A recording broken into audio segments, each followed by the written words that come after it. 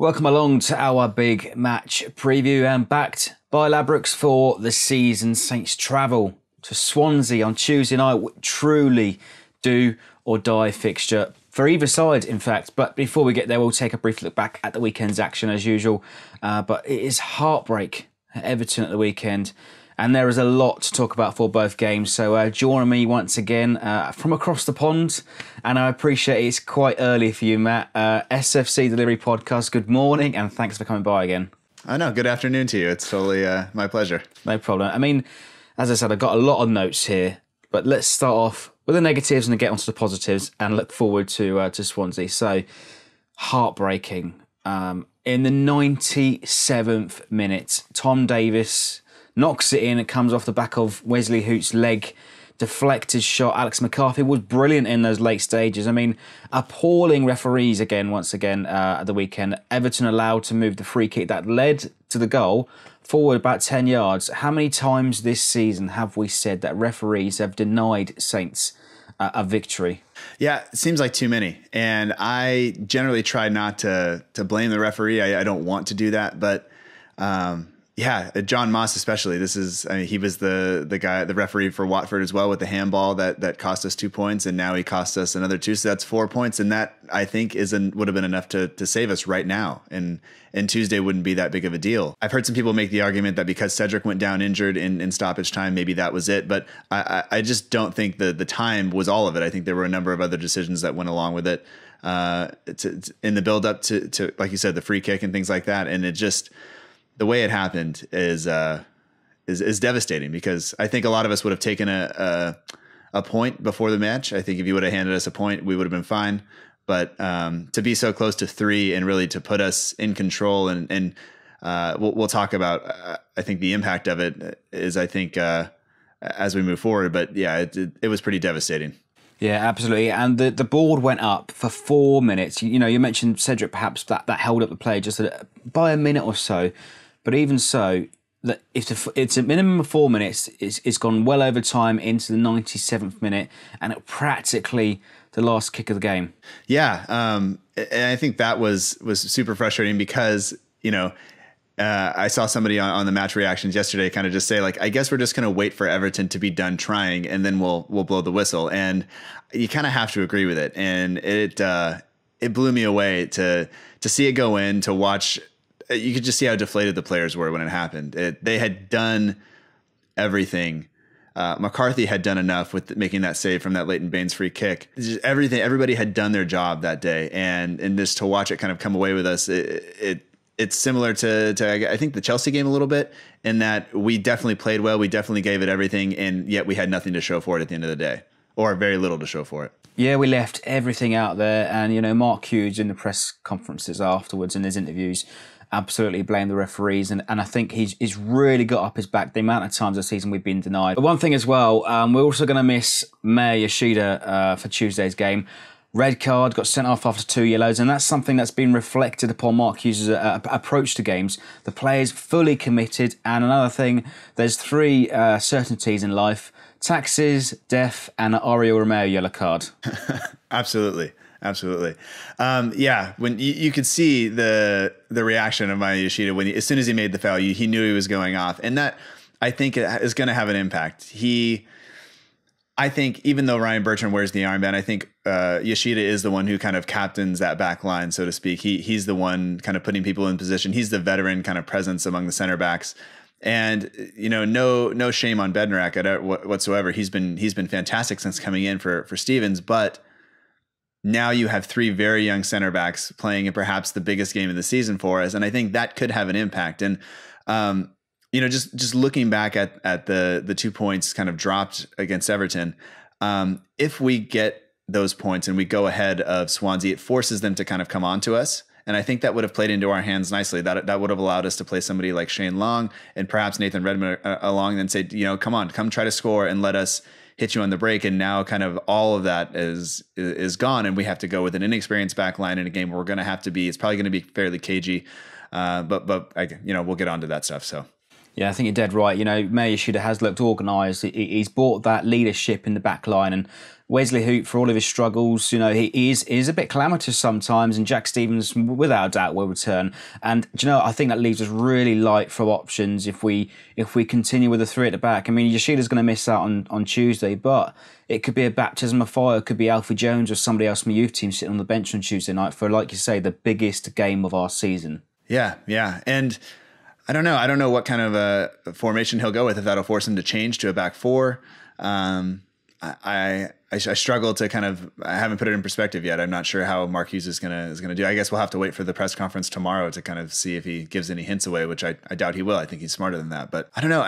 In terms of individual performances yesterday, in terms of team performances, I thought the team played really well. A few mistakes. You have to classify the Yoshida, the second challenge, as a mistake. You have to classify Bertrand's failed clearance as a mistake, which is unfortunate, but because nobody's out there doing that on purpose. They're giving it everything they have. It's just that we've been punished for those little tiny mistakes, and you add to that the referees' decisions and our minute mistakes, and that is our season in a nutshell. Yeah, it is small margins and small errors that perhaps they've all added up this season. But let's look at some positives though. Let's start off with Nathan Redmond. Picked up man of the match. Only played 45 minutes. Came on at half time due to Mario Lemina's injury. It looks like he's got a bit of a tight hamstring, likely to miss Tuesday night's game. A goal from Nathan Redmond, his first goal of the season. An excellent delivery from Cedric on that right hand side. Redmond unmarked, heads it in through the legs of Jordan Pickford's legs. Yeah. It was a wonderfully worked team goal. It came from kind of Everton kind of getting it down their left-hand side, our right-hand side. A few passes. I think Tadic once again did brilliantly to not play the first ball to Austin and kind of allow Cedric that time to run through. Cedric hits it first time, and it is a great delivery. But Nathan Redmond, I think, does a brilliant job. I don't think it was the easiest of headers to do. He's running almost full speed, coming up on a goalie that's coming out at you. And he just does brilliantly, and you can see what it meant to him when it went in.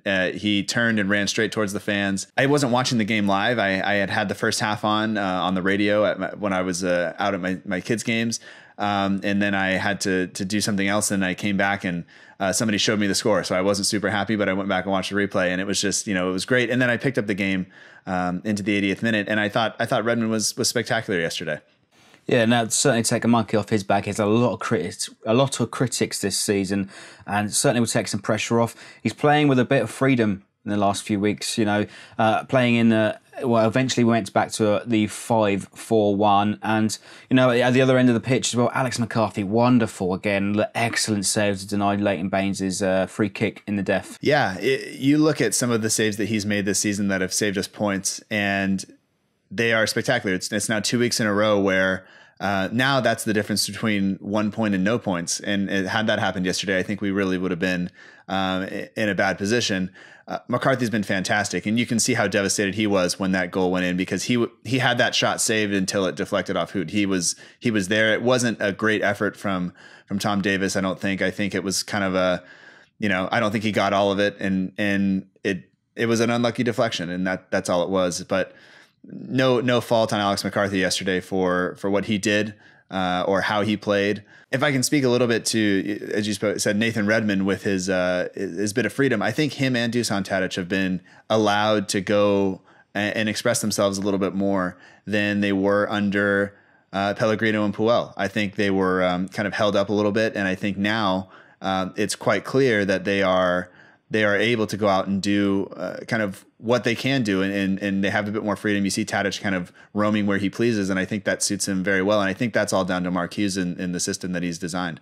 Yeah, absolutely. And he's taken the shackles off a defensive approach and conservative football from the last two managers. But the bottom line is, despite dropping 2 points from a winning position once again, we have got a point. It's not terminal, and we are out of the bottom three, albeit on goal difference. Yeah. At the end of the day, like we said before, it's just the manner of which we dropped the 2 points that really hurts.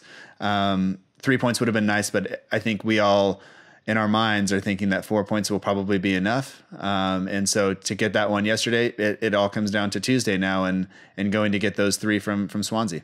Yeah, absolutely. And our neighbours down the road, we don't like to call them our rivals, but they did us a favour on Saturday. 1-0 victory over Swansea at the Vitality.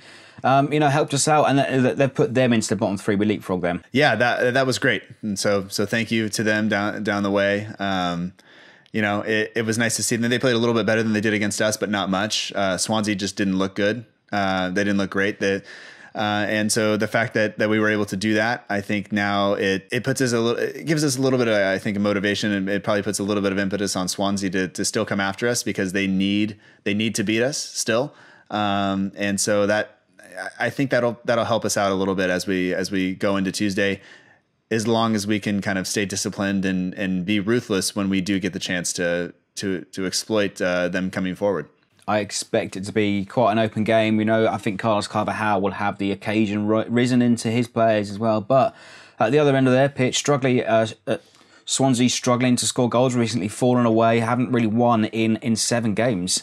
Yeah, the new manager bounce has worn off a little bit, I think. I think they are now struggling to find some consistency. And they're getting, a bit unlucky there. It seems like their mistakes are going each and every week. They're being punished. And so that'll be great, but they do have a decent record at home. So you just have to hope that their current form will outweigh their home form. But I think it's going to be a really, really big atmosphere at the Liberty, especially in the way end. Virgin Media subsidising tickets once again, £10 a ticket to get into the Liberty. And a big credit to the travelling fans travelling up to South Wales on the Tuesday night, coming back well after midnight. Yeah, it's going to be so important for the team to have those fans there. And, you wish this game was at home, but I think that our traveling fans do a fantastic job. And you could hear them yesterday throughout most of the match. And especially after we went ahead, and even after Yoshida went off, they were still right there behind the team. And everybody was devastated when that goal went in for Everton. But the team was there. The fans were there. They supported the team, and I think that, like you said, they're going to take the fans that'll help us get over the line, I think, to Swansea on Tuesday.